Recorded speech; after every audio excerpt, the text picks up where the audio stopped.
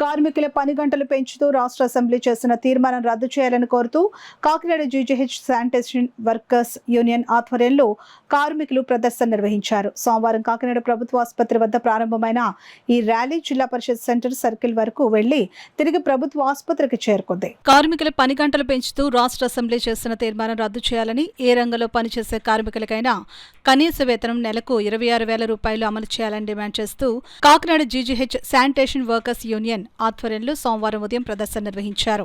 ఈ సందర్భంగా సిఐటియు నగర convener Malacca Venkataramana, GGH sanitation workers union అధ్యక్షుడు సిహెచ్ విజయ్ కుమార్ తో పాటు రాజ్ తలుపులమ్మలు మాట్లాడారు. ఎన్నికల ముందు కూటమి నేతల హామీలు చూసి జీతాలు పెరుగుతాయని, కార్మికుల బ్రతుకులు బాగుపడతాయని ఎంతగానో ఆశించామని అన్నారు. జీతాలు సరిపోక ఒక డ్యూటీ అయిన తరువాత మరొక వృత్తి చేసుకోవాల్సిన పరిస్థితులు వచ్చాయని అన్నారు. జీజీహెచ్ మాతా శిశు విగ్రహం వద్ద నుండి ప్రారంభమైన ప్రదర్శన జిల్లా పరిషత్ సెంటర్ మీదుగా మరలా జీజీహెచ్ కు చేరుకుంది. ఈ కార్యక్రమంలో సిఐటియు జిల్లా కమిటీ సభ్యుడు మేడిశెట్టి వెంకటరమణ, నగర కో కన్వీనర్ పలివెలి వీరబాబుతో పాటు శానిటేషన్ వర్కర్స్ యూనియన్ నాయకులు J Seshu, R Ramesh, S Vasu, B Krishnaveni, Meesala Kumari, G Ramanamma, V V N Kumar, M రవీలతో పాటు సెక్యూరిటీ గార్డ్స్ యూనియన్ నాయకులు భాగ్యలక్ష్మి, సోమరాజు తదితరులు పాల్గొన్నారు. ప్రభుత్వం అధికారంలోకి వచ్చేంత ఒక మాట, అధికారం వచ్చిన తర్వాత ఒక మాట మాట్లాడతారు. కాబట్టి అది మీకు సంబంధం కాదు.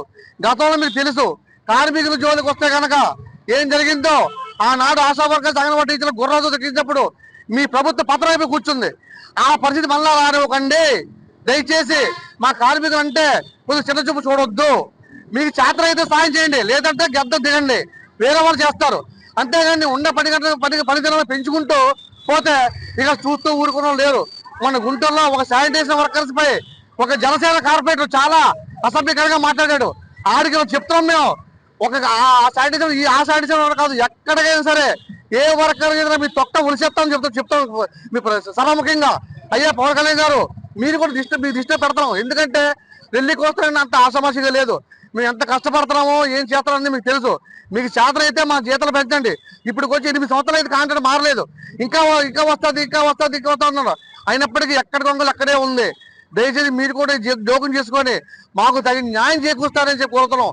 ఇదే కానీ రిపీట్ అయితే కనుక ఈ 10 గంటల విధానం మేము మార్చుకోకపోతే కనుక ఖచ్చితంగా మీ అసెంబ్లీ దగ్గరకు వచ్చి మా రెల్లి కులస్తులందరూ చాలా విధంగా పోవడం చేస్తారని కోరుతూ, మహిళా కార్మికులకు భద్రత కూటమి ప్రభుత్వం కల్పిస్తుందని భరోసా ఇస్తుందా? అదేవిధంగా ఈ రాష్ట్రంలో ఈ జిల్లాకి ఉన్నటువంటి మంత్రి గారు, ఉప ముఖ్యమంత్రిగా ఉన్నటువంటి పవన్ కళ్యాణ్ గారు భరోసా కల్పిస్తారని మేము ప్రశ్నిస్తూ ఉన్నాం. మరో పక్క కనీస వేతనాలు సవరణ లేక షెడ్యూల్ పరిశ్రమల్లో పనిచేస్తున్నటువంటి కార్మికులకి కనీస వేతనాలు 15 సంవత్సరాల నుంచి సవరణ చేయట్లేదు. పెరిగిన ధరలకు అనుగుణంగా కనీస వేతనాలు 15 సంవత్సరాల నుంచి పెంచక అదే వేతనాలతో 15 ఏళ్ల నుంచి కొట్టుమిట్టాడుతూ నెట్టుకొస్తున్నటువంటి పరిస్థితి. తక్షణమే 10 గంటలు ఏదైతే పెరిగిన ధరలకు అనుగుణంగా కనీస వేతనాలు సవరణ చేసి కనీస వేతనాల సలహా మండలిని తక్షణమే రాష్ట్ర ప్రభుత్వం నియమించాలనేసి డిమాండ్ చేస్తున్నాం. రాష్ట్ర ప్రభుత్వం ఎప్పటికైనా 8 గంటల పని విధానం కోసం పునరాలోచన చేయాలి. 8 గంటలు కొనసాగించాలి. పెంచిన 10 గంటలు తగ్గించాలి. పెరిగిన ధరలకు అనుగుణంగా కనీస వేతనాలు పెంచాలి. మహిళా కార్మికులకి రాత్రిపూట డ్యూటీ అనేటువంటి నిర్ణయాన్ని వెనక్కి తీసుకోవాలి. లేని పక్షంలో సిఐటి ఆధ్వర్యంలో కార్మిక వర్గాన్ని పెద్ద ఎత్తున ఆందోళన చేపట్టడానికి సిద్ధంగా ఉన్నామని ప్రభుత్వానికి హెచ్చరిక జారీ చేస్తున్నాం. చిన్న ఉద్యోగస్తులే అందరూ చాలా ఇబ్బందిగా బాధపడుతున్నాము.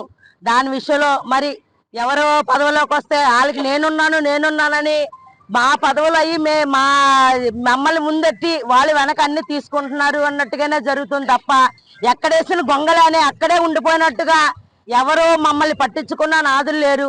అవును, రెల్లి కులస్తులకు ఏదో చేస్తామని అన్నట్టుగా మేము వెనకబడే ఉన్నాం తప్ప ఏ విషయంలో మేము ముందుకు రావట్లేదు. ముఖ్యంగా ఈ 8 గంటల పని విధానాన్ని అదే కొనసాగించి 13 గంటలు ఏది లేకుండా మా ఉద్యోగస్తులు అప్పుడు కొన్ని సంవత్సరాలు ఉద్యోగస్తులు చేసేవారు. కానీ మేము చేసినంత కాంట్రాక్ట్ వర్కర్లే. అది 8 సంవత్సరాలకి 4 సంవత్సరాలకి మారుతుంది.